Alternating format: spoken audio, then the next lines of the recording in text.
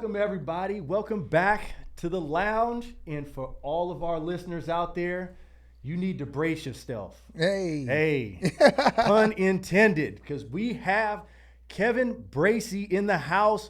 Welcome to the Legacy Lounge, big dog. Man, the name, the Legacy Lounge, gets me fired up. Oh, because I'm all about legacy these days. It's more about legacy than anything else. So I'm excited to be in this space. You're building one incredible one, and we can't wait to touch on all of that. But Thank you. I know Chris wanted to start it off and get back into how this leads off. Yeah, I mean, like I'm thinking. I definitely know I met Kev.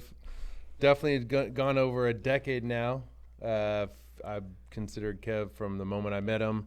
We were talking earlier. There's been some gaps along the line where I haven't seen you for a couple years, but we never missed a beat. Kevin's been somebody in my life that's been very inspirational to me. Took me to church. I don't know if you remember that. Wow. So before I actually became a member of, now it's Midtown Church, you took me. They had service at Sac City College. Wow. So I remember that.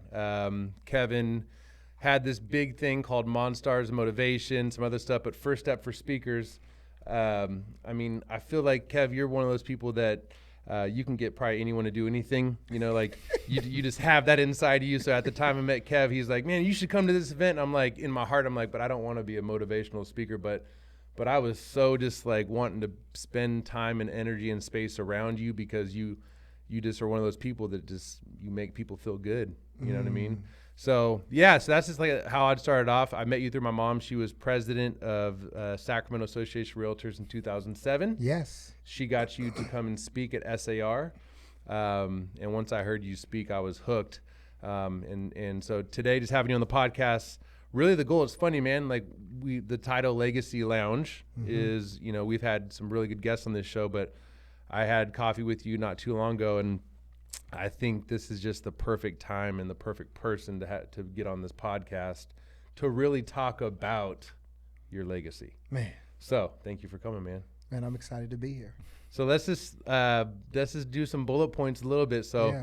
Tell the listeners right now just a little bit of the journey. I want to just talk about where you're from, and I want to dive into just kind of little sports background, things like that, and we'll just kind of go from there. I'll take you up to sports. Yes. Born and raised in Sacramento, so I'm a Sac Town kid for sure. I'm always representing Sac wherever I go. I got Sac on my back, and the dream for me growing up is I wanted to be a ball player. I saw my older brother get a lot of love from the people that I looked up to, my dad and certain people. He got a lot of attention, and all I was doing was watching. I wasn't old enough to play, so I said if I wanted to get some attention, I got to learn how to play the game. So I went from having my fingers in the fence, watching my brother play, to actually being out on the field, putting my cleats on and going out there and getting dressed and putting on the baseball uniform and opening days. Oh my goodness, it makes me smile just to think about it, man. When everybody gets announced and all of that. So I went to Mesa Verde High School in Citrus Heights, and then from Mesa Verde High School, I wanted to get drafted and I wanted to get a scholarship and I wanted to be that guy. I ended up getting a scholarship to the University of Pacific in Stockton first, but there's this thing called the SATs. And you have to get a certain score on the SAT in order to get that scholarship. I didn't score high enough on the SAT, so I took a detour. My detour was through American River College. Went to ARC, played ball, went there for 3 years, graduated with my associate arts degree, and got a baseball scholarship to one school.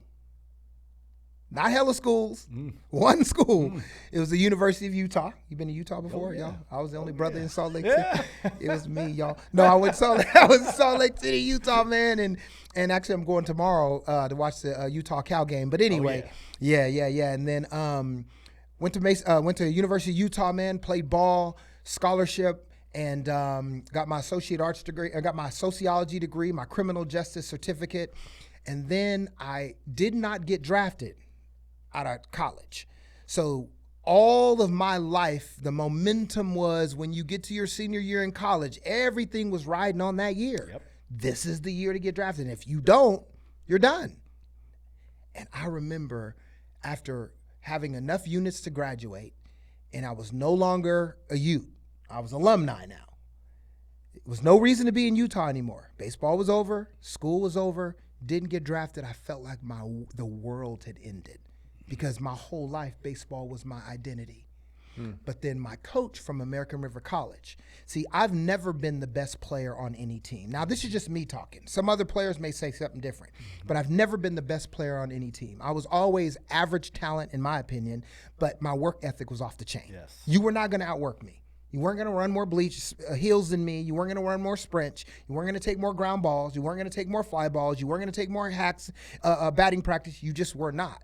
And that's what kept me going. So after graduating from University of Utah, my coach from American River College had connections. And he trusted that if he connected me to an independent professional baseball team, that I would go there and show up and show out. So I ended up signing with the team in Canada, independent pro ball, went away to Canada for 2 seasons and played professional ball. It was so much fun to play 92 games for 2 seasons. You're playing ball every day. Now, for me, it was different because I graduated from college already. I'm playing pro ball. So it was about, I'm done with, it's just about baseball. But after 2 seasons, I had a great time. And what professional baseball taught me is that you can actually do what you love and get paid to do it. See, that was oxymoronic in my world because no one that I knew in my family anywhere were doing what they loved and were getting paid to do it. So I said to myself after playing ball, I'm going to find a career that I have a passion to do. I'm not going to settle. I got to find something that I absolutely love to do. And in that space and time is when I found speaking. After playing ball, graduating, after those 2 years of playing ball, I found speaking, and it took me 16 years to break through into the speaking world. I'll stop there and let y'all ask it. Wow. Yeah, so that's wild. There's a lot of I would say stories and things that maybe you didn't touch on during that whole just kind of breakdown of that I want to touch on. Okay, just a couple of them. Absolutely. But one of the things is, so you graduated. Did you graduate from Utah? Yes, graduated from Utah with sociology degree, criminal justice certificate. At the time, so you graduating from Utah with the degree, was there ever any thought in your mind that you were going to go down a career path with what you were majoring in? No. So at that point in time, I had to pick a major. That's the only. In order to play, I had to pick a major. So I just picked one. Now I did have an interest in youth. So I was working in a juvenile facility, so sociology, criminal justice. I was working as a counselor in a lockup facility for youth. So working with youth was a thing that was natural for me, but I never saw myself doing that long term. Wow. It was just for the moment. Wow. But here I am still working with youth, but just in a different way. And we are going to highlight what you're doing right now because it's extraordinary, but I love hearing about that groundwork. You said you were never the fastest. You were never the best on the team. Were you always the one that outworked, or was it because you weren't the best? Where did that drive start? And I want to hear about that because that's the foundation of you. Right. Great question. For me, I wrote a book called Scared Great. And the reason why that was the title, thanks to my awesome assistant, Susan, the reason why that was the title was because as you get older, you look back, and as you look back, you kind of retrace, how did I get here? Yes. And for me, I in retrospect, I noticed that I've been scared all my life. Scared I wasn't smart enough to pass math in elementary school, middle school, high school, college. Scared I wasn't talented enough to sign a professional baseball contract or to get a scholarship or anything like that. Scared I wasn't handsome enough to ever have a wife and have somebody love me the way my wife loves me, 25 years of marriage. Scared I just wasn't smart enough to move around in life in general. So what that created in me was a work ethic. I knew I could control that. If I wasn't the smartest kid in class, I can control how much I studied. I wasn't the best athlete. I wasn't the fastest. I can work out and work on my quick twitch muscles and all of the things that can help me be the fastest that I can be, given, what God gave me. So the work ethic came from the fear that I wasn't enough. So now I'm always over prepared. It's like when I texted you. You have questions you want to get, right? Because I'm always thinking, how do I prepare? But you was like, nah, we just going to chop it up. I said, cool. But the reason why I asked you for the questions is because preparation is huge to me. I never want to be caught off guard. So that's where the work ethic comes from, the fear of failure. Big time, big time. And now, being the younger sibling too, man, like now we might be drawing a correlation here. We just had Otis, who made it on the 49ers. He was the youngest. It sounds like some little survival stuff was going on with him, trying to, grow up and everything. And you wanted to get out there. I know I'm bringing this up because I believe that this gave me a little bit of an advantage. My brother was 8 years older than me. They were bigger than life. They played basketball and everything like that. And I know I used to go to bed dreaming of trying to be a basketball player, just wanting to be like my older brother and everything. That want to get out on that field looked like it drove you a little bit as well. Absolutely. Huh? I think it's an advantage, man. I really am thankful for it.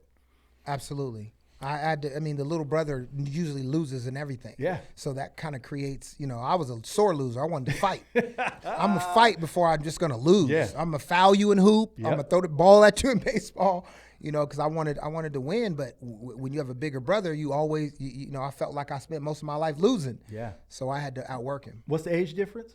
3 years. 3 years. Yeah. Okay. So you guys are still fairly close. Yeah, Mine close. being 8 made it a little bit different. Yeah. And he rode with some big guys. I mean, my brother's 6'3", 205 coming out of high school. I'm still way younger than that. But it made it to where I saw somebody my own age, and I'm like, man, I'm not worried about you. I was just playing with Big Lou at the park. Right. I just got out of jail. I'm not worried about you. So it helped me out. So that was a big advantage. But man, that stuff and that sports background, man, your journey, yes, you might only have one college, but Utah's big time, man. Utah's big time. And they were laughing at me first. Yeah. My friends were like, Utah, where's Utah? And now Utah's a bigger brand than all the homies who was laughing at ARC. I was like, what's up now, dog?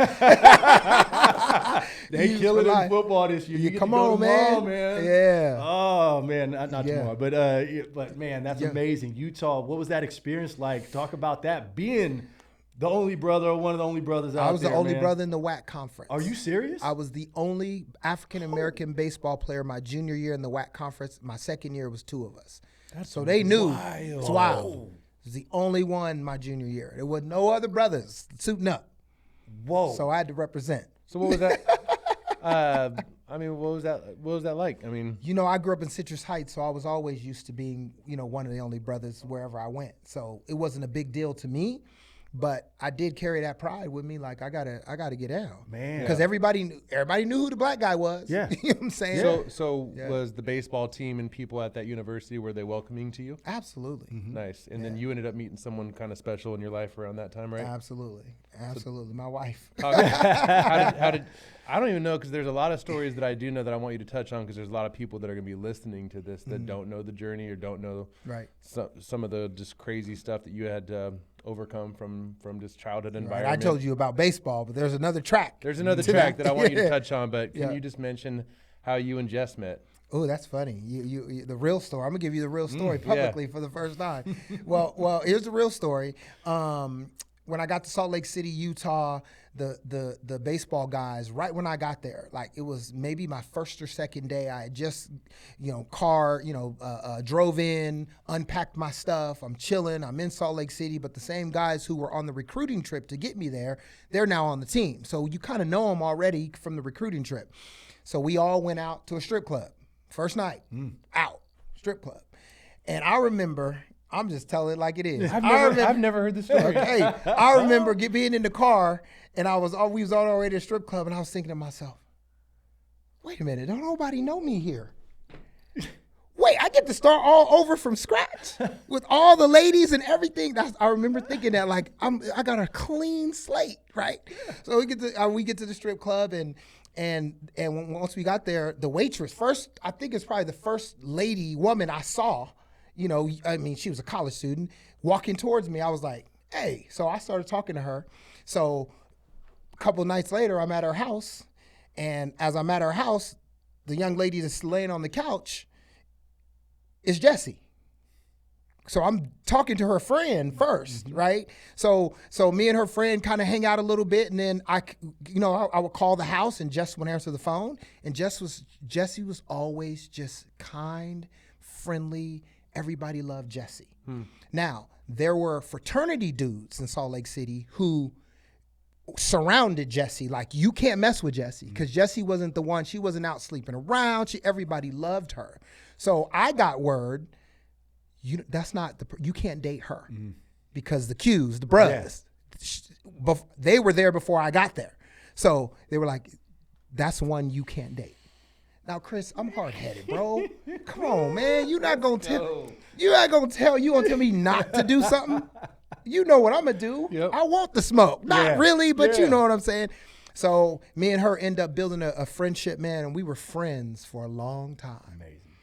Over a course of I want to say about a year, we were just friends. And then I can't even tell you when the line switched over from friends to, this one is special. This one is different. Wow. And that's the first couple of nights being at her apartment, I'm talking to her about, I got a baby on the way, because that's when Stephanie was pregnant. We weren't together, but she was pregnant. I'm a dad. This is what's coming. I'm in Salt Lake. Stephanie's here in Sacramento. And I'm talking to Jessie about my baby that's coming. Here we are, 25 years later. She's the stepmom of the baby that I was talking about. Wow. Amazing. Man. Crazy. It is crazy. I mean, what? The plans that God had for all of that, to the one offer. I mean, this one girl walking towards me, that one happened chance meeting, my whole family, everything was from that first person I met in Salt Lake City, Utah. I could also just maybe even bring up the fact too that once she finds out that you're pregnant, maybe that might, but no, I mean, everything just unfolded the way it did. It just unfolded the way it did, man. And it's 25. We just celebrated 25 years of marriage. Congrats on that. And today is her 51st birthday. Happy birthday, baby. I'll see you in a minute. We're going to Pink tonight. Let's go. One of the big compliments I'll give you, Kev, as long as I've known you, just going a little off tangent, is, man, I just love the vulnerability piece of you. You know what I mean? Like, I'm just lucky to have men that I look up to in my life that we can get together and chop it up and cry together. You know what I mean? Absolutely. So just shout out to you. So going back to childhood, so talk to us a little bit about that. Rene touched on it. Obviously, the only other sibling you have is the older brother, but let's talk about mom and dad and just kind of what that piece looked like, and just kind of what you had to overcome or just go through. And I'm imagining during all of that, sports was one of the big outlets that you had. That was the outlet. It was the outlet. I grew up in a household where my dad, John Bracy Jr., man, he was a drummer. And, man, get a drummer some, man. Rest in peace. He was a drummer. I mean, I fell in love with music because of my pops. We would have band practices at our house. So I would literally fall asleep next to my dad's drums, his foot pedal. They're playing, they're practicing, it's loud. And I'm asleep like a baby. Music did something to me, man. I got it from my pops. But my pops, as he was chasing his dream to be a drummer, and some like some of the drummers in his favorite bands, like the Earth, Wind and Fires, the Gap bands, the Midnight Stars, the Kool and the Gangs. I mean, some of the greatest bands in the world, in my opinion, the Commodores. Those are we'd watch the drummers in videos and stuff because my dad had a dream, but he got caught up in drugs and alcohol before I was even born. So I look at my dad now through the eyes of empathy and compassion, because we have so many tools at our disposal now when we're going through mental health challenges and we need help. He didn't have that during that time. And I don't know what he was going through, but I know that the drugs and the alcohol kind of created a dark cloud underneath our roof. So my dad and mom were already physically fighting before I was even born. So when I showed up, nothing was going to change. It was kind of the same thing. Now, I had a lot of love. My dad loved us. My dad fought for us in court to get custody of us when him and my mom split up when we were young. So my mom moves away to Los Angeles. We stay with our dad, and my dad still had the drugs, still had the alcohol going on, still had the band, still had a job at the time. But when my mom left and she wasn't there to get beat on anymore, he started to do those things to us. He started to beat up on us and stuff like that. But I don't say that to throw my daddy under the bus, because I love him, because I had an image of my father. There are many people that are listening right now that don't even have an image of their father because their fathers were not there. My dad was there, but he was there with some issues with drugs and alcohol, and living that kind of life of unpredictability on a regular basis, coming home from school, coming home from baseball practice, and not knowing what's going to happen that night had made me sick. When I was young, sometimes I would eat and just run to the restroom and just puke. And I wasn't trying to puke, but I was so upset about the inconsistency in what could happen tonight, to where my body was I would just throw up food and make me sick. But we survived that, you know what I mean? And it was hard. It was hard. I was angry a lot. You know what I mean? I hid it well at school. I behaved like a bully in some situations because I didn't understand, no excuses, but I didn't understand how to handle what was going on at home. So instead of, some people, when they have challenges at home, some people go inward and hurt themselves and cut themselves and beat up on themselves mentally. Yeah. Other people lash out to others. I was one to lash out to others. And kind of became that bully growing up in elementary school and middle school and high school. But it was a tough upbringing. We overcame it, but I ended up losing my dad when he was 44 years of age. He passed away, and I found him on the couch dead. Had a couple crack rocks in his hand. It was just tough. And as I'm talking, I'm thinking back, because I didn't know this was going to be our, the conversation. But being 51 myself and having kids and thinking about finding your dad dead at 44, I couldn't imagine my babies finding me like that.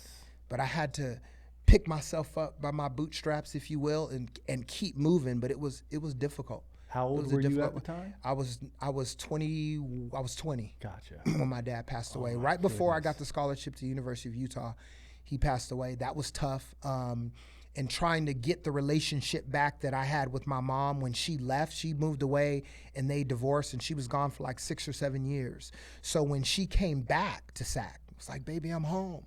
I was like, nah, Mom, I ain't trying to hear that. Where you been? I watched my grandfather literally try to take my grandmother's life with a 9mm. I love my grandfather, but I was there. I saw the worst version. I also saw the best version of them, but the best version is great, but the worst version is the parts that affects you big time. So I saw that. Mom, you were gone. I saw my dad pick you up and slam you on your skull. I saw that. And then you left me for 6 years. I saw my dad punch my brother in his face and try to bust his nose wide open. My dad poured gasoline on me and tried to set me on fire. I got in a fist fight with my own dad. And now you're home, and so I'm supposed to go, hey, Mom, you're home. I don't want to hear that, Mom. Where you been? Wow. My heart had hardened toward my own mom for a lot of years. But we're good now. Yeah. But it took time to get through all of that. And the thing that kept me going was when I put my cleats on.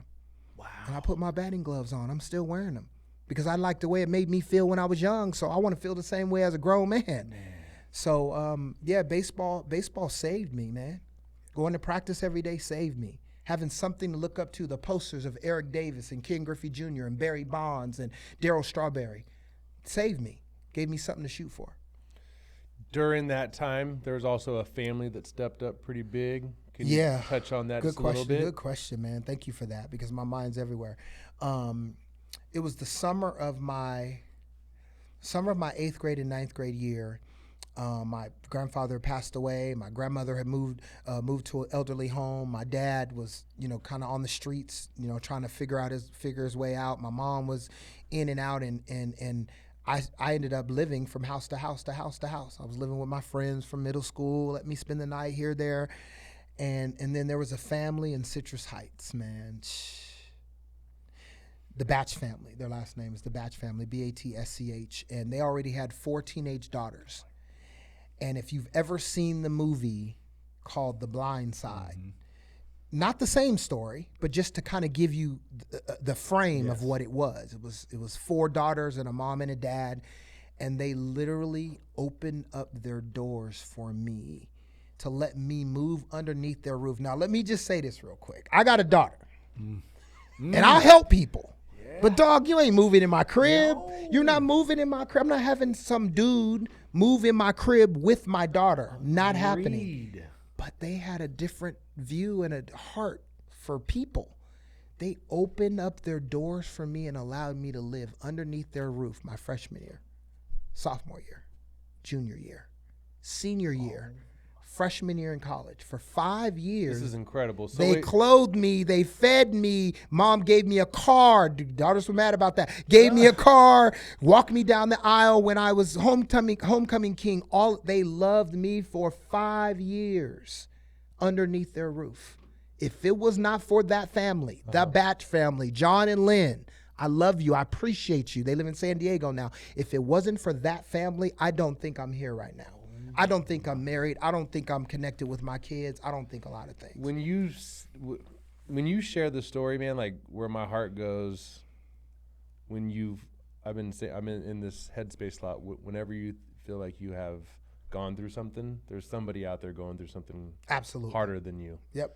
And we don't obviously get to pick our parents or how we're raised, but it's just crazy to me when I hear that story, just the pain that I'm imagining you're going through, because every child deserves a mom and a father to love them. Right. You know what I mean?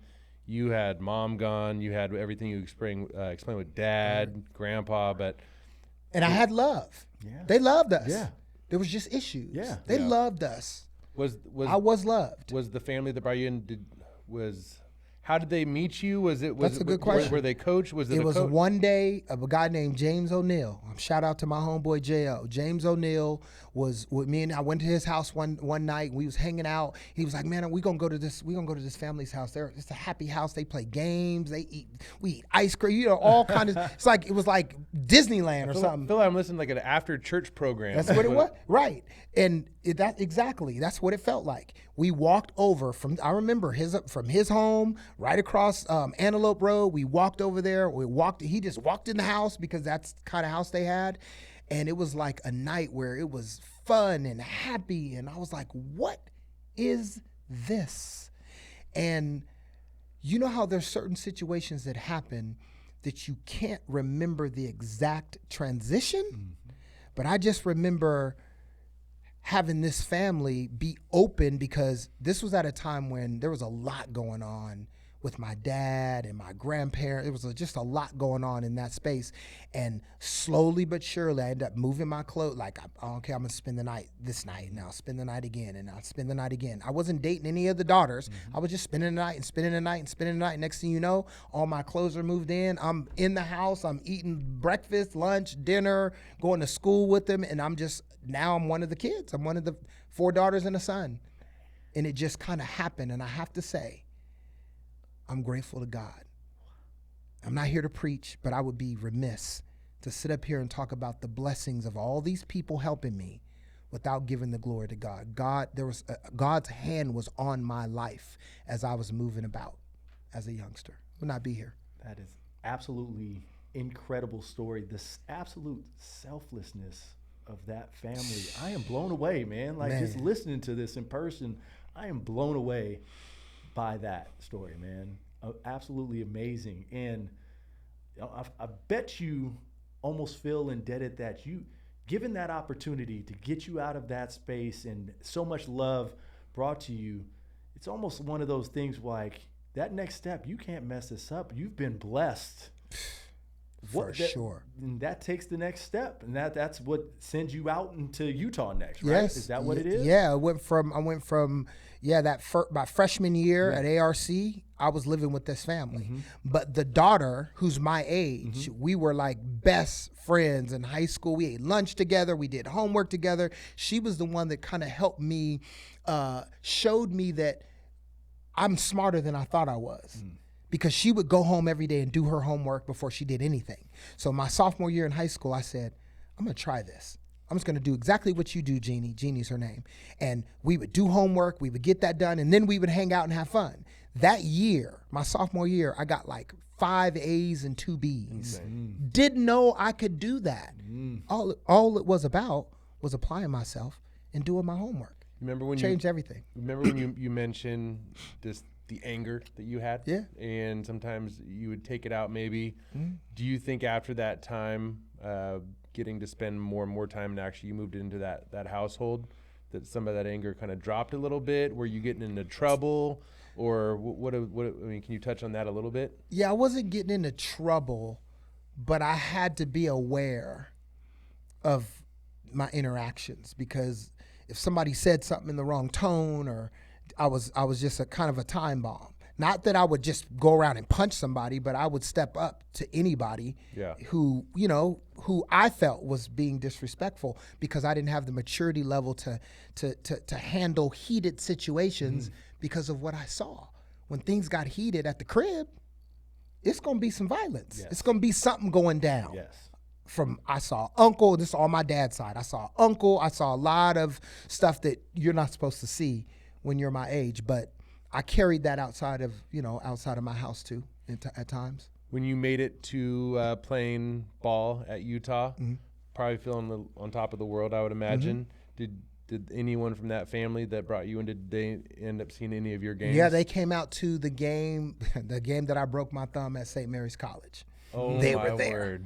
My senior year in college, I broke my thumb sliding into third base, and they were at that game. So that was the only game they had made it to, because it was close, it was closer to home. Was that one of the most painful injuries that you've ever experienced? I think while I played, that was my only injury. I didn't get hurt. Talk to us about that play. It was the third game of the season. It was the third game of 56 games my senior year.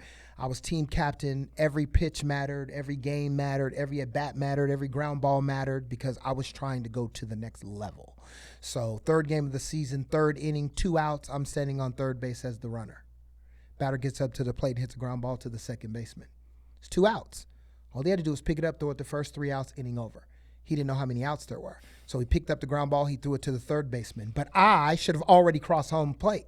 I got caught in no man's land. So I get caught in a pickle between third and home, back and forth, back and forth, back and forth. I choose to square my shoulders, run back toward the third base bag. I'm running as hard as I could, closed my eyes, dove and reached for the third base bag. My thumb hits the third baseman's thigh and jams down into my wrist. And it was painful, but it was so crushing for me, because that was my senior year.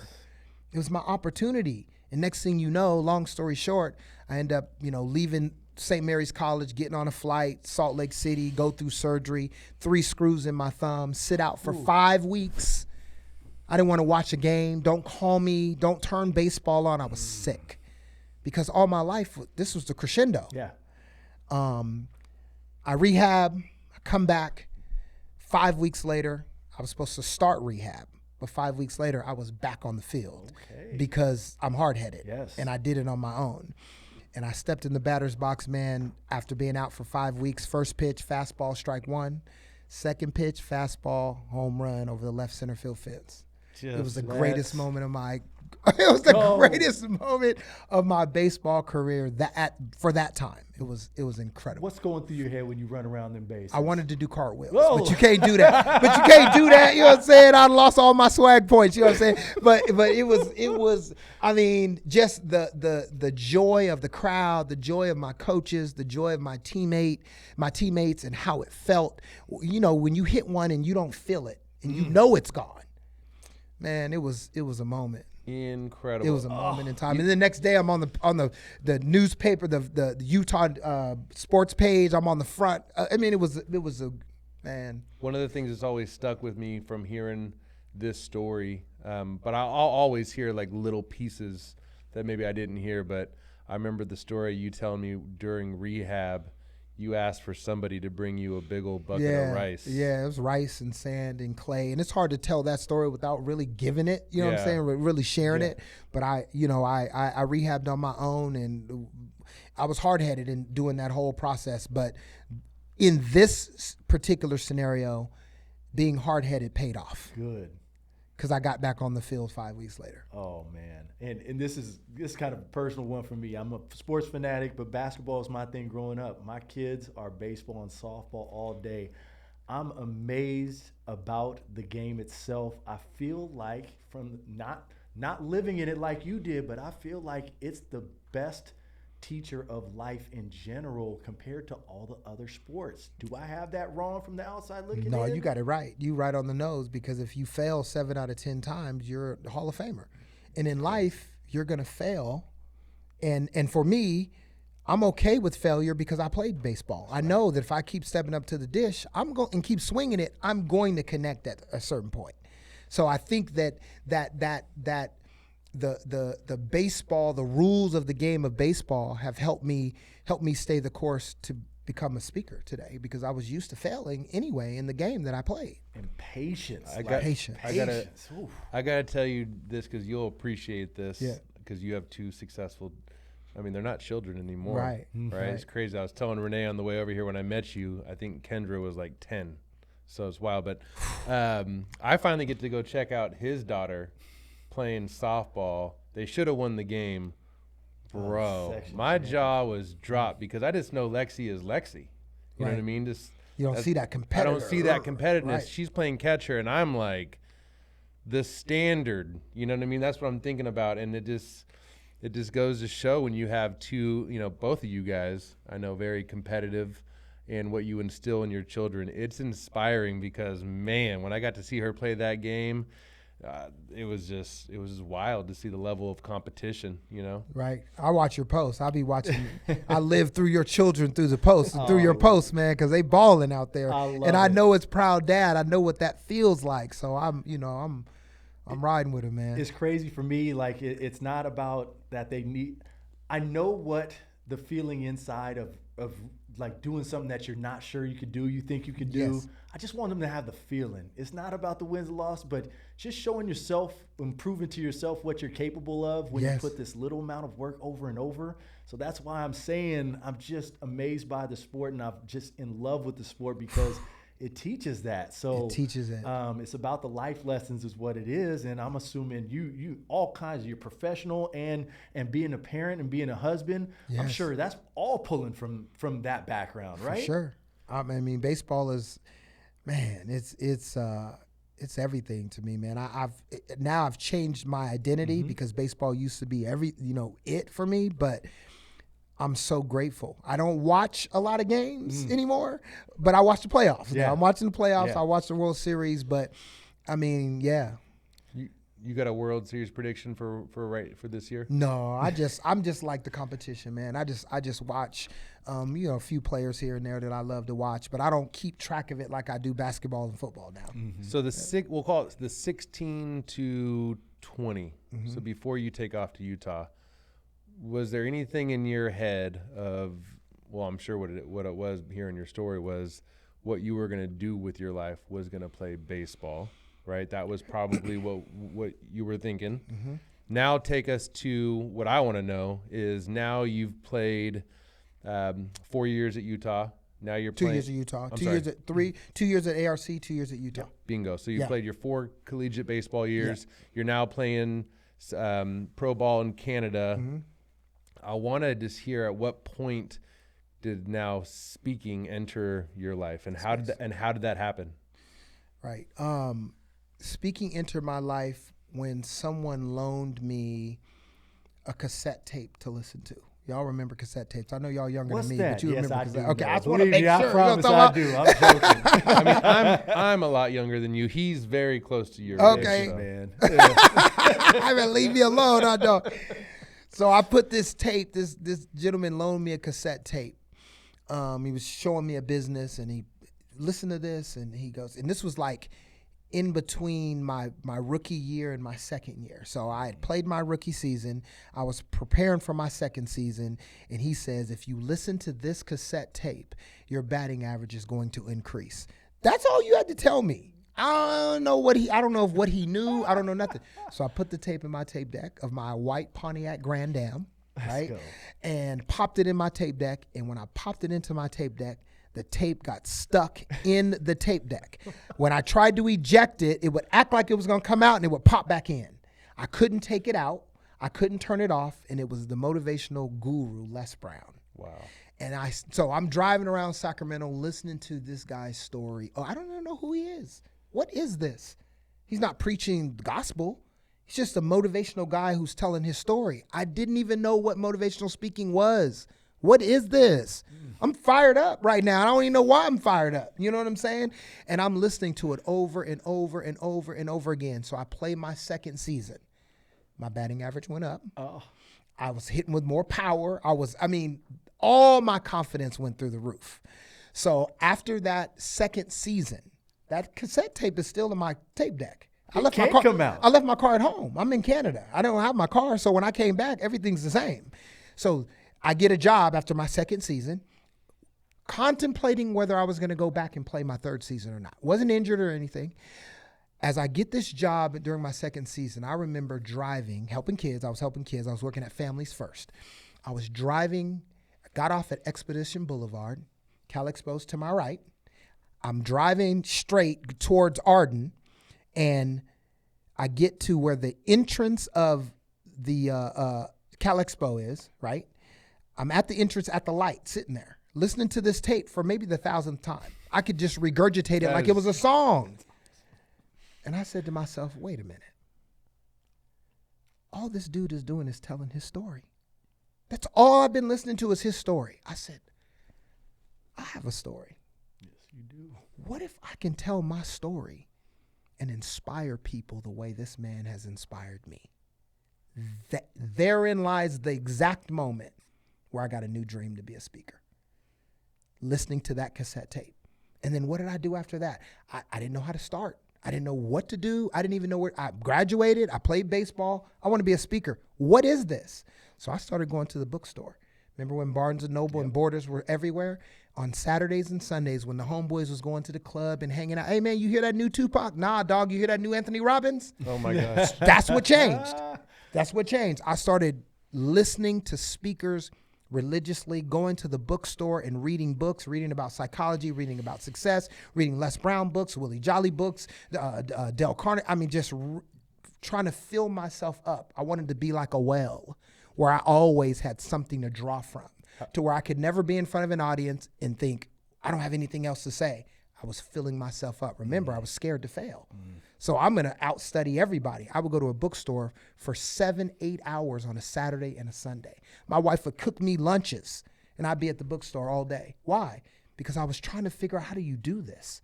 And through books, through audios, and then through Toastmasters. Because in those books, the speakers would say, I started at Toastmasters. Catch the message, Bracy. Where's the Toastmasters? I opened the phone book at that time.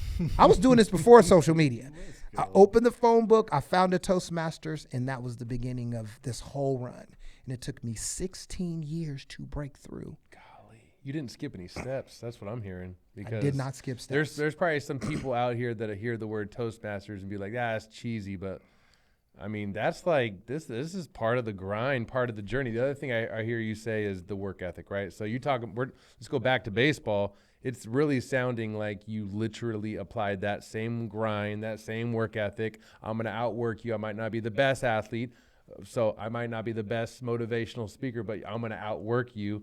You're literally talking about the work right now. Absolutely. I love it. That was the work. And Toastmasters, it was a bit, some people think it's a bit antiquated because there are a lot of older people in there and they're like been there for 20, 30, 40 years.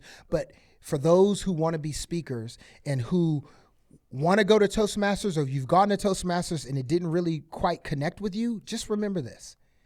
You have to find a place to stand up and speak to people. Period. You can't just make videos and think that's going to get you where you want to go as a speaker. Some people know how to do that, and they think that, I could just get a YouTube page, or I could just post a video and it's going to blow up. No, you have to figure out how to get the eyeballs to see the video that you post. I'm not a video online guy. I'm a live guy. So I wanted to get more practice in a month than I would do in a year. So I went to Toastmasters, and every time they would say, hey, we need a speaker. Hey, we need a speaker. Hey, we need a speaker at another Toastmaster. I was raising my hand for everything, because if you're going to go to Toastmasters, don't go there for a life. Go there and say, I'm giving it 6 months, and then I'm moving on to something better. That was my mindset. I wasn't going there to hang out. I was going there because I was serious about doing this. When you first started speaking, even at Toastmasters, were you nervous to get up and stand? Yes. You were? Absolutely. Do you remember your first Toastmaster speech? I do. My wife was there. I was wearing a purple suit that you don't wear anymore. Hey, can we with hammer pants? Can we somehow dig up some images of this? Man. I want this to be on the video. I was wearing a purple suit, and it was at the Tony Roma's right off of Howe Avenue. I know. Remember that old Tony Roma's? I went They got there good on ribs. my recruiting trip with my family. See? I literally, that was my dinner. That's crazy. They have good ribs. Their ribs was fire. That's hilarious. So I was at Tony Roma's, and that's where we had our Toastmasters. And my wife showed up, and I gave my first. It was an icebreaker speech. The title was called Biblical. The harvest is great, but the workers are few. Wow. So I was talking about the dream is huge, but the people who are willing to work to get to that dream are very few. That was the first speech that I gave. Oh my goodness, that is great. That's the first speech Path that I of gave. greatness, baby. It started right there. So watch this. This will be like the real craziness. How old were you when I did that? Yep. Man, 25? Approximate. 25, 26? How old is your son Kobe right now? 22. Didn't you just tell me that he's about to? He's in Toastmasters. What? Can you? Is that same Toastmasters No with the way. same Marty Taub that was my first mentor is his mentor right now. No way. Do you ever just sit down and just think about this? I do. Think about. I don't teach him though. I don't coach him. I let them coach him and let him watch me, but them coach him, because as a dad trying to coach him, I want him to be hungry for it, but I love it and I have a passion for it, and I don't want to. You know what I'm saying? I want to let them coach him. If he asks me, I'll answer. And when he comes with me, he's watching. I feel like you didn't have to quote unquote coach him. You don't want to know why? He's been observing this whole time. Exactly. Yep. Because what we do speaks so loudly, he can't hear what we're saying anyway, our kids anyway. They're watching what we do, not what we say. Mm-hmm. Hey, perfect segue into it. Talk about raising those two incredible kids of yours, man. You know, I'm going to say this, and I know you guys don't know this, but I can't move on without at least giving, showing love to my son, Caleb, who passed away in 2005. So I have 3 children, one that's in heaven. You didn't know that, I didn't though. know that. No, you're all good, man. It's when we brothers. Yeah. So one that's in heaven, Caleb, and my daughter, Kendra, and my son, Kobe. Man, my kids, we can't even get started on my babies, man. Oh, man, look at that face line up. They're my babies, man. They're my everything. Me and my daughter are tight. We talk every day. We talk about everything. I mean, we talk about things that people will be like, your daughter talks to you about that?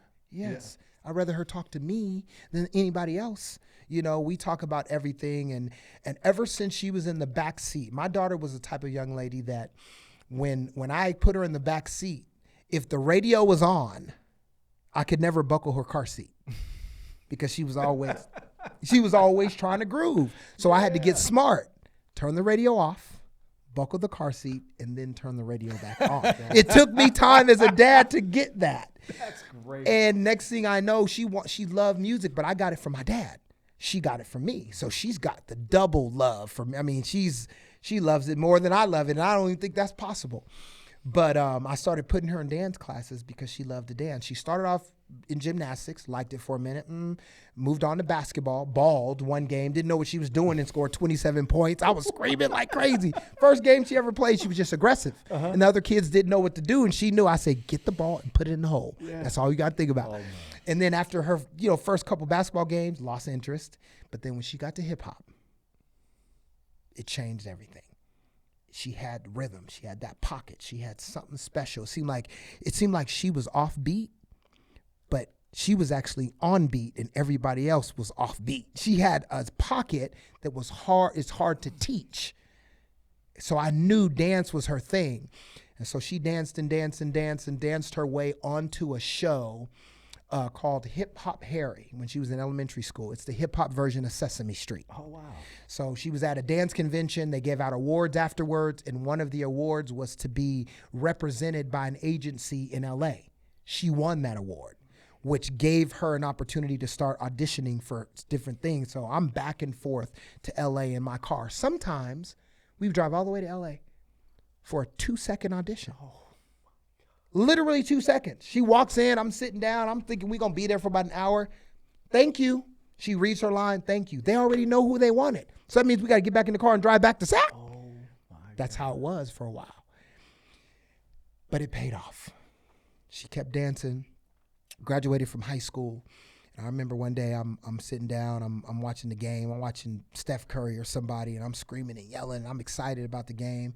She comes downstairs right after graduation. Dad. I'm like, baby, I'm watching the game right now. My family knows I'm watching the game. I don't even know my name. Don't call me, or I'm watching, I'm focused. Dad, I want to move to LA. Kendra, can I watch my game right now, baby? Can we do this later? Dad, I got a dream, Dad. I know, baby, but do you realize you've never had a job before? How you gonna move to LA? Dream don't pay the bills, you gotta have a job. Dad, what do you tell all the other kids? Dad. I like, for real, you gonna use my words on me like that? Right in the moment. She's using my words on me, and like most dads and daughters, she won the battle. Of course. Moved her to LA.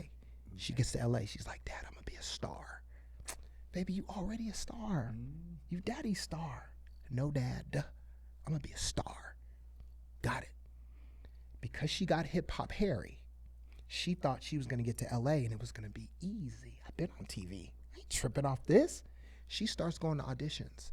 Audition after audition after audition after audition. No after no after no after no, year one. Audition after audition after audition after audition after no after no after no, year two. Now, you got 2 years where you haven't gotten one commercial. You haven't got one sitcom. You haven't gotten one tour to be a dancer in anything. Year 3, audition, audition, audition, no, no, no, no. The agency she was under drops her. So now she has no representation. That's like getting cut from a team. You get cut, you take your bags, you go home, maybe try another team, or just call it a day. So when she gets when she gets dropped from her agency, she could have called home and been like, Dad, I got dropped, I'm coming home. Here's what she told me. I'm just learning this story. She goes to her apartment. She said, I laid in bed and I cried for a whole day. I just cried. Felt like a failure, but I was not going to call home. Everything in me was telling me to call home. I didn't call home. She goes, so I said, I got to figure something out. And you know, when you don't give up and you're on a certain vibration, opportunities come your way without you even, where did that come from? You didn't give up.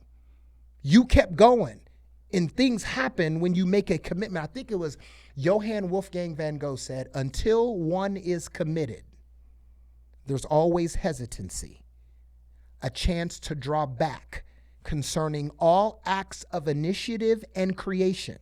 He said, but there's one elemental truth, the ignorance of which kills countless plans and splendid ideas. He said, the moment one commits oneself, then God, providence, favor moves too. So when you step over the line of commitment, say, I'm not going back. I don't care what it looks like. I'm not going back. When you step over that line of commitment, things come to support you out of nowhere. Where did that come from? You committed. That's where it came from. So she was committed. An opportunity came down the pike to sharpen her dance skills. She got a scholarship to the Debbie Allen studio, where she went back to sharpen her hip hop, her jazz, her tap, her ballet, her African dance. And while she's at a practice, just a rehearsal, girl comes up to her. Hey, did you hear about that Beyonce audition? Oh my gosh. Kendra's like, nah, I didn't hear about that. She's like, yeah, it's tonight. Are you going? Kendra said, I don't know. I'm just finding out about it right now. So now she's distracted. They're a dance, but she's totally distracted because she's thinking, am I going to go? Listen, if you don't have an agent, you're not supposed to go to a private audition. That's not what you do in Hollywood. You get embarrassed if you show up to something and you weren't invited and you have no representation. My daughter said, I'm going. Now, I didn't know this. Damn. You didn't know this part of the story? No. She said, I'm going. She said, I'm going and I'm going to let my dance speak for itself. She goes to this audition. I'm almost starting to cry. She goes to this audition. All of these women. Think about how many people want to dance for Beyonce. So you know it's packed. She goes in there. She learns the routine. And she said, after the first go-around, she hit it hard. Second go-around, hit it hard. Third, fourth, fifth, I believe it was.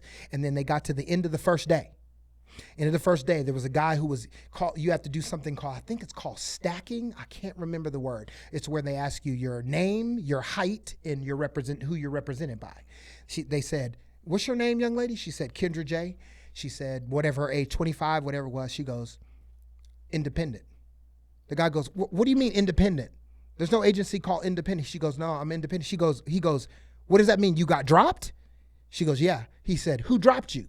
She said, block. He said, stupid. Go on to the next round.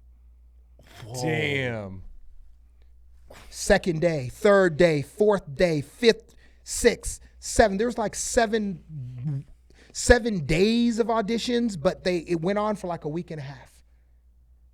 She calls me, Dad, I'm going on tour with Beyonce. Okay, ladies, now let's get information. She got the gig with Beyonce, changed her whole life. Next thing you know, I'm watching my baby. I'm flying to Miami, me and Jess, to watch her on stage with Beyonce. When you got that phone call, was that the stupid question to ask? But when you got that phone call, I did the two questions, one of the proudest moments of your life? Man, I'm still... Were you crying when you got the phone call? I can't remember what I did. I don't know if I sprinted. I don't know if I did a flip, and I can't even do one. But I was so happy for her because she stuck it out. Think about what you learned from that in your 20s. Golly. Most people would have came home, by the way. As soon as she was done traveling all over the world with Beyonce, she gets home. She's like, Dad, told you I was going to be successful. I told you I was going to be a star. I go, no, I told you you was going to be a star. Don't play with me. She goes, but I'm going on tour again. I said, with who? She said, Drake. Oh, it's got chills. One of 6 dancers in the whole world. She did 75 shows with Drake. One of 6. One of 19 with Beyonce, the youngest. She has that for the rest of her life. And after dancing for Drake and Beyonce, during COVID, I'm talking to her on the phone. She's like, Dad, I'm tired of being in the background. I go, what are you talking about? She's like, I'm tired of being in the background. I want to be in the front. I want to be an artist. I said, baby, go do your thing. I had no idea what she was going to do. Work ethic. She worked when nobody was looking. Next thing I know, I'm traveling to LA because she signed a deal with Def Jam. Def Jam is LL Cool J. Yes. Def Jam is Run DMC when I grew up. What are we talking about? Def Jam? She signed with Def Jam, and now she's an artist, and now she's trying to figure out her way through the music business, and I'm glad she's fighting for it, that it ain't easy. Because you think once you dance with Beyonce and Drake, everything's going to be easy. Yeah. No. You were successful as a dancer. You're now an artist. That's a different world. Oh, yeah. Now you have to build your following as an artist, because just because you dance don't mean anything. So she is building her business, building her brand, and trying to make it in another lane right now. And I'm gonna be in front of her, behind her, beside her until my heart stops beating. Kendra J's coming to town, right? She's coming to town November 2nd.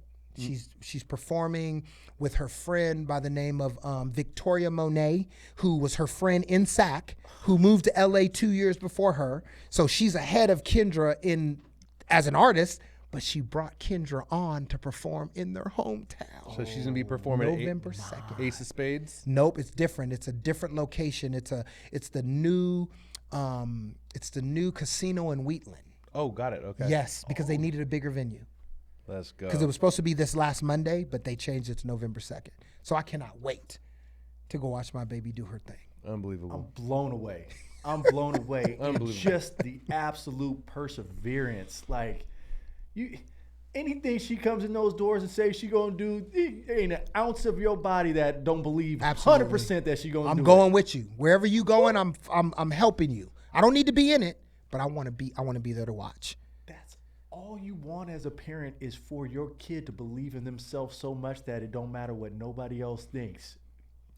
I'm jealous. Congratulations. That is magical. It's magical, man. So my son wants to follow in my footsteps. My daughter's doing her thing. So if I told you this, I'm 51, and I know I got life left to live. Yeah. I don't know how much, but here's how I live my life today.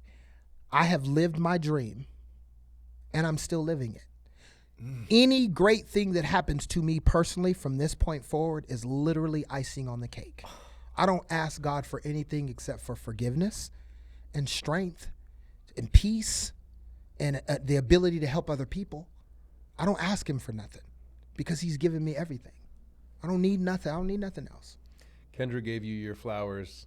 It made me emotional because I could only imagine what that did for you. But man, in that video, which we're gonna have to put this on, you just see backstory of, I'm sure you videotaped a lot of moments of your kids growing up, but the thing that I caught that was this so beautiful, especially just to look back at it then and just see the part that you played, is she was getting ready for like some sort of singing competition, I believe. Yeah. Some competition. Yeah, it was Tina Turner. Okay, Tina Turner. Tina Turner. And you just hear Kevin say, "You gonna win it?" Yeah. And you just see Kendra, and Kendra, like, she had nothing but swag. She had nothing but swag. She looked like no more than 4 or 5 years old. She's like, yep. And she just looks up and she's like, yep. Just just so confident. And so it's crazy that in your life, the amount of success you've had, ready for this, without that father figure in your life giving you what you've given to your kids. Right. But now look at the trajectory that your kids are on. We're speaking right now. We haven't even talked about, famous Kobe, but we're speaking right now on Kendra. That work has paid off, bro. All that love, all that time. Imagine growing up in a house where you're hearing positive affirmations over and over and over again. I kept telling her that what I would tell her as much as I can is, Bracy's don't work for other people. We use our talent to make our living. We don't work for other people. We use our talent to make our living. Kendra, you don't want to work for nobody else. You might have to on your way there, but we work for ourselves. We use our talent and our gifts to make money for us. I inculcated that into her spirit as much as I possibly could. Man, I got to slow it down for a second, man. You changed your family tree, man. You changed your entire family tree. Legacy. Jeez. I'm blown away, big dog. I am blown away. You changed your entire family tree, putting that stuff, letting them understand their greatness that they were capable of. Man, I'm getting emotional. I know, but you giving me the chills, homie.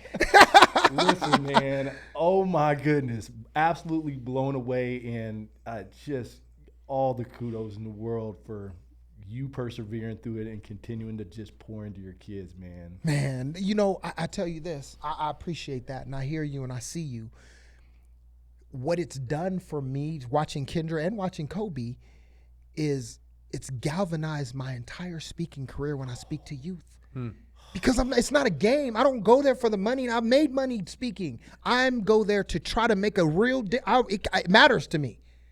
Somebody getting the message matters to me. Because I've lived my dream and I've watched my kids. I've watched Kendra live it at the highest level. So when I'm speaking to them, they don't hear it as, oh, he's just another one of those speakers talking, because there's too much passion coming out. They can't look at it and go, oh, he faking. They can't, because I've seen it. So I know that every one of those young people that I'm speaking to, I truly believe in them because I've seen it. Yeah. Lives are on the line. Yeah, I don't even know how to. And it's like, do you scream? What do you do to try to get it inside of them? That they can do anything. One of the videos that I show at the end of Kendra's story, she goes, "There's nothing." She goes, "Everything we want as young people is at our fingertips today." It is. YouTube, Google. She says, "There's nothing you can't learn how to do." And then I preach that. Not literally, but figuratively. Yes. I say, there's nothing you can't repeat this after me, please. There is nothing I can't learn how to do. Again, please. There is nothing I can't learn how to do. They're saying it, but I want them to get it. There's whatever you want. I want to be a doctor. I don't know how to do it. Guess what? You can learn it. I want to be in fashion. I don't know how to do it. Guess what? You can learn it. I want to be a photographer. I don't know how to do it. Guess what? You can learn it. It's at your fingertips. So with our young people, anything literally is possible, because the information of how to do it is out there. The question is, once you get the information, will you apply it? Will you apply it long enough? It's not about how big you can dream. It's about how long you can dream big. Because we're living in a world where everybody wants it right now. Young people, I want to go viral right now. That's not how it works. They don't want to put in the work. You got to work. Yeah. There's no competition today. because ain't nobody willing to work. So if you're willing to work, you're going to win, because most people want it tomorrow because they want to go viral. They want to post something and it goes viral. Happens every now and then, but there's a system to going viral. It's not just posting something. Happens every once in a while, but there's a system to it. There's an investment that has to go in there. Lexi, Kai, Trey, y'all watching this one. My kids are watching this one for sure. You got to work. Man. When nobody's watching, when nobody's filming, nobody's posting, what are you doing? That's the real question. Man. And here's the thing. You already said it. You're better in real life than on film. Yes. You bring that heat. You own the entire room, the entire gymnasiums. These kids are ready and fired up and hear it and everything like that. How has that experience been? It's developed. It's continued. I mean, what's your feeling when you're speaking in front of all of these influential characters in front of you, these kids?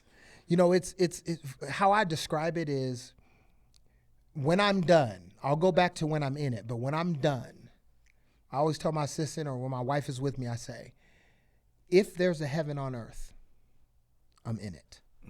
When I'm done, packed up everything, sitting in the car, haven't even started my car yet, just like that, take a deep breath, and I sit back and go, gosh, that was so much fun.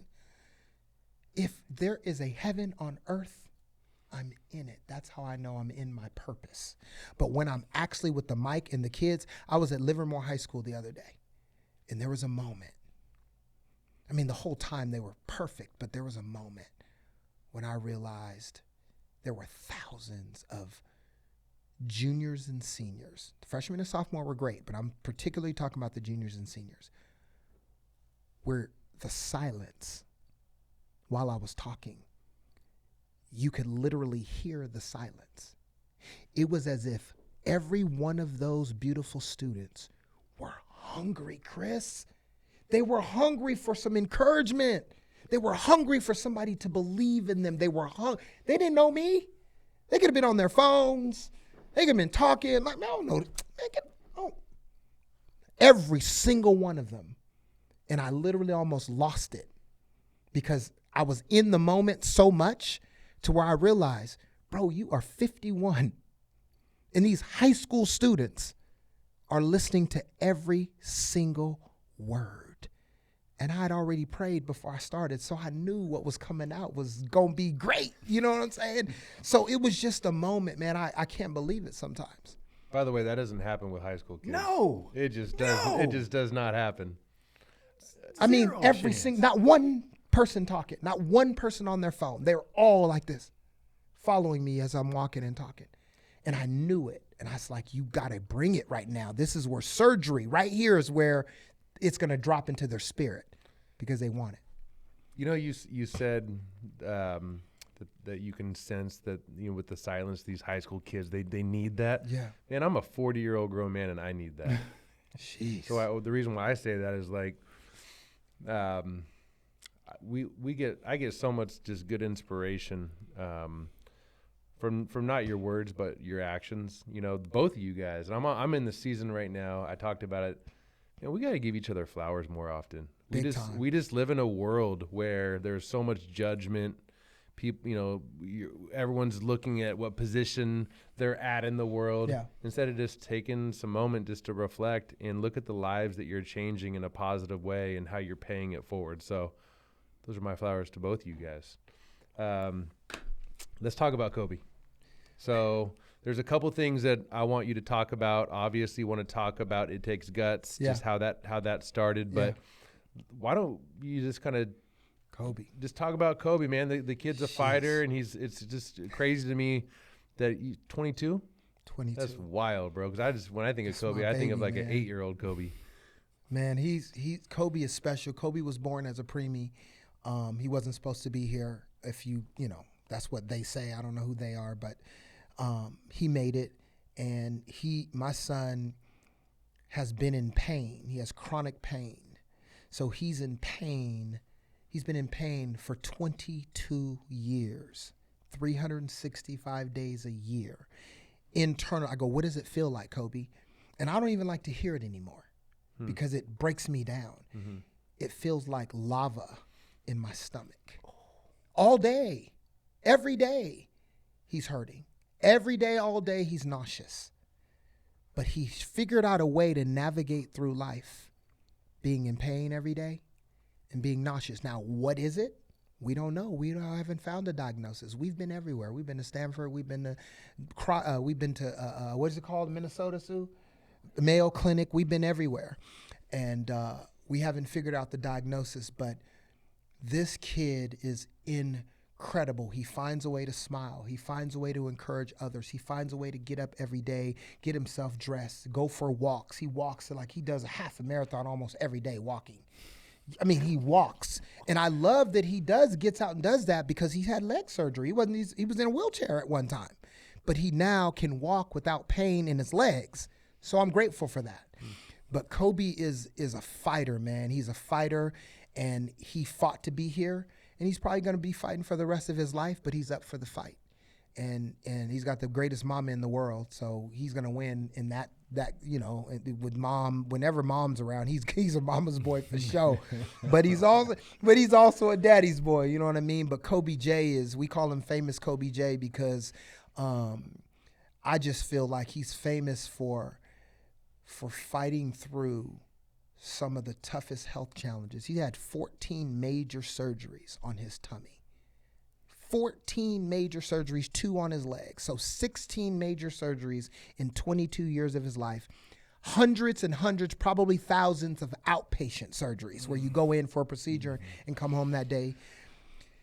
Kobe is special, and I believe that what is going to help Kobe find his pain-free moments is when he's in front of the room. He wants to speak to special needs kids because he's a special needs guy. When he's in front of that room speaking, those are going to be the only moments where he doesn't feel any pain or he's not nauseous.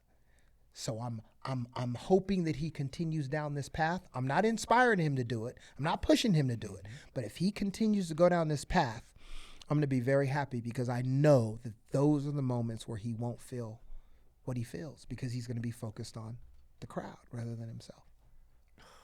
It's beautiful. Is there any, as far as just if somebody's watching this, listening to this, and they want to figure out how they can give back, learn more, is there anything that you can throw out for the foundation or anything like that? Yeah, we created something that we needed. Going in and out of those surgeries and being in the world of hospitals and appointments, it's like you feel like you're on an island all by yourself. There's certain things that were happening to him, and we didn't know how to do certain things. Well, you got to go home, and he's got this button, and we don't know how to work the button, and he's got a colostomy bag, and we don't know how to work the bag, and we're trying to figure it out. His poop is coming out of his tummy. Like, what is going on? You could see the inside of his intestine out, and he's looking down like, what is going as a kid? And you try to figure those things out by yourself. And my wife figured them out. I'm giving her all the credit. I was there for the support, but she did all of it. But then you have, as we started to adapt to his hospital visits and stuff like that, we started to realize how many other people are going through this. How many other people are feeling like they're on an island all by themselves? And then my wife said, we got to create something that we needed, a support system, a support group. So we created a nonprofit called It Takes Guts. Why? Because autoimmune happens in the gut area. So we just use it as a play on words. It takes guts to be a child with special needs. It takes guts to be a parent with special needs. It takes guts to be a sibling with a brother or sister that has special needs. All of it's hard. So we created a nonprofit called It Takes Guts where families come together to support each other. How? I'm a parent. I'm a dad. You're a dad. You have a child that's going through health challenges. I have a child that's going through health challenges. So let's talk about how we get through this. You're a mom. She's a mom. We're parents. So the parents come together. The kids who have special needs come together and they feel normal because they're around people who have the same type of situation. And then the siblings who many times feel like they might be left behind because the child with the health challenges we're always focused on them. So the siblings come together. So we have a It Takes Guts family. And for anybody who wants information, who's willing to donate to help us raise money for these families, to help them with gas, you know how much hospital bills are? Yeah. There's so many families that are struggling with. We help them with gas cards. We have a camping trip that we go to. We do stuff every 6 weeks to help these families and give these kids hope that they can have a future, although they've been in and out of the hospital, although they're hurting all the time. We see you and we love you. So you can go to it-takes-guts.org and check us out and help us out or become a part of what we're doing. Love it. Love it. I think we've covered some really, really good stuff. You're staying in shape, bro. Yes, sir. Do you watch what you eat? Yeah. You do? Yeah. I do. I go outside of the lines every now and then. I got to live a little bit. I like pizza. I'm going to get some ribs after I'm done here. People think it's funny, man, but I think I personally think that there's just something tied to it all. You know what I mean? For sure. And you agree. I mean, so you staying active. How many days a week you working out? I mean, as much as I can. I don't. If my body can go 7 days, if I feel like if I've worked out 6 days and you're supposed to take a day off, I don't know if I'm gonna be alive tomorrow. Mm-hmm. If I feel like working out today, I'm getting it. I don't care about the rules. You know what I mean? I'm past trying to be buff. I'm past doing competition. I'm past all of that. It's a mental thing for me. I enjoy going in my garage, turning my music on, taking my shirt off, dancing, rapping, singing in between sets, and getting my work in because it's just fun. But it also, I spend a lot of time with TK through 6th graders, and you have to have energy. So I'm working out so that I can be the best version of me for the youth that I speak to, because you got to have energy. If you're boring, they're going to sleep, bro. I always get something from our coffee meetings. One of the things I got that I've been telling this a lot to Rene. The thing I'm wanting to say in my vocabulary a lot right now is the word no. I want to start getting used to just saying no to things, right? I don't have to be there. Just really, really being more hyper-focused on where I spend my time and my energy. But one of the things that I did when I asked you, I'm like, so what do you be doing? And you're like, man, Chris, I'll be real with you, man. Like, when I'm not working, I'm at home. It felt peaceful. You're just like, I'm at my best when I'm around my wife, my kid, when I'm at my house. So I'm at the crib, bro. I love it. I'm at the crib. If I'm not speaking or I'm not here or we're not going to the Pink concert, you know what I mean? I'm at home, man. Monday through Sunday, I'm at home. And I think one of the greatest things that I got an opportunity to do was when I traveled with Les Brown, I traveled with him for about 1.5 years, rode shotgun and saw everything from the top of the mountain. Like, man, this is the life. This is what it is. It's like Kendra being with Beyonce. I'm hanging out with Les. That's the same. It's equivalent, just different industries. And I said to myself, man, once I spent my time with Les Brown and I was getting all those applause because I was with him, I had to come home and there was no more applause. I had to build it myself. How do you do this? But I said, you have to dream global, but you have to focus local. And that's what helped me say, oh, I can do this. Because if people, you want to be a speaker, they want to be all over the world tomorrow. No. Just focus locally. Davey D years ago was interviewing Ice Cube. Davey D from the radio station. He said, Cube, what would you tell an upcoming rapper who wants to be you? Cube said, I would tell them to become a celebrity in your own hometown first. So at a certain point, your hometown is not going to be able to hold you. But if you focus hometown first, once you leave the hometown to go build your business and to expand your brand, you can always come back home and eat. So I took that logic and said, dream global. You've been with Les Brown, but you got to focus local. And in my focusing local blew up to where I don't want to go global at this point. I'm good being at home, meaning I don't do the online thing. I'm talking in person with planting my feet, microphone, people in front of me. I don't want to travel and do all that. I can live my life and do it at home. Go speak and be at home in my own bed at night. That's the greatest life in the world, in my opinion. Before you hit them with all the questions, I want to end on this. We have big, big dreams for this podcast. thank you for coming out. Number one, we've had some amazing guests. Not now, but maybe in the next 12 months or so. Help us get Kendra to get on the podcast. Maybe, 100%. Maybe you just work on that for us. We'd appreciate it. 100%. Love it. Absolutely. And we're gonna do our best to be at the concert because I want to see her live. November 2nd. That's just wild. Let's go. Bring your wife, bring your girlfriend. Yeah. There will be a wife one day. You know what I'm saying? I mean, I'm just putting it out there. I tell Kev, I'm like, I'm in a very, very committed relationship. I know where this relationship's going.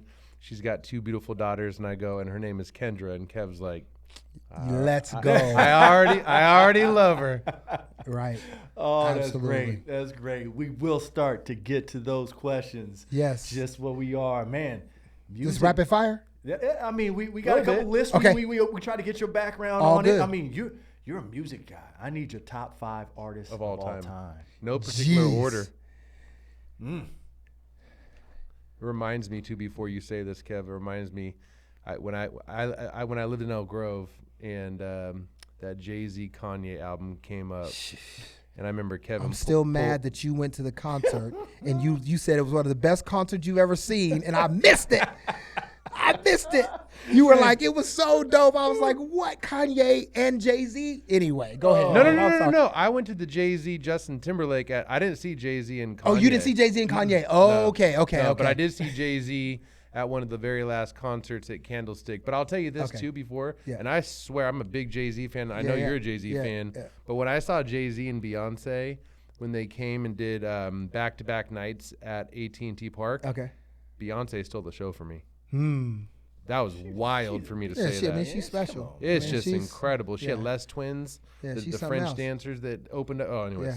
Yeah.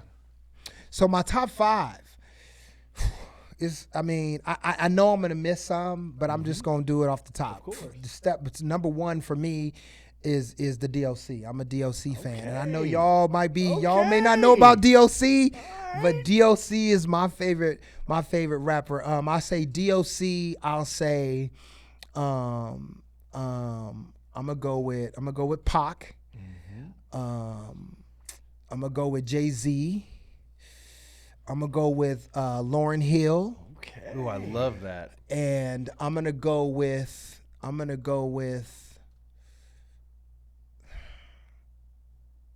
jeez. Are you going Lauryn Hill or are you going the Fugees? I'm going Lauryn Hill. Yes. Okay, I love it. I'm going Lauryn Hill, and I'm just gonna go. Jeez, give me the next question. I'll give you the 5th one later. I don't know why. I'm gonna go with Janet. The reason why I'm gonna say Janet, I'm gonna go with Janet. Because I love Janet, man. Janet was a part of my youth days, so I'm gonna go with Janet. You could push play on Janet and let it ride. She got hits. Love that list. She got hits. That list. She got hits. Okay, and I'm gonna be interested because I've never really viewed Kevin as like a foodie. Yeah. So we'll see how this goes, man. Top 5 restaurants, doesn't have to be Sacramento, or top 5 places to frequent that would make your list. Top 5.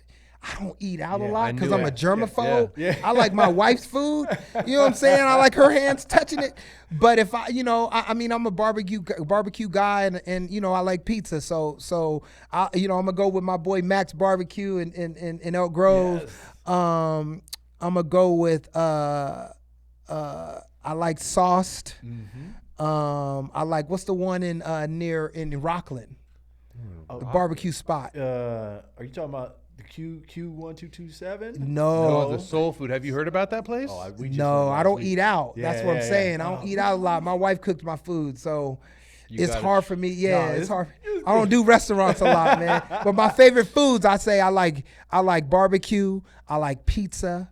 I like lasagna pizza in the same category. You know what I'm saying? I love it. Hey, these lists always give us insight to who's sitting there, so I love it. And then last but not least, if you were able to have dinner with one person, dead or alive, who would that be?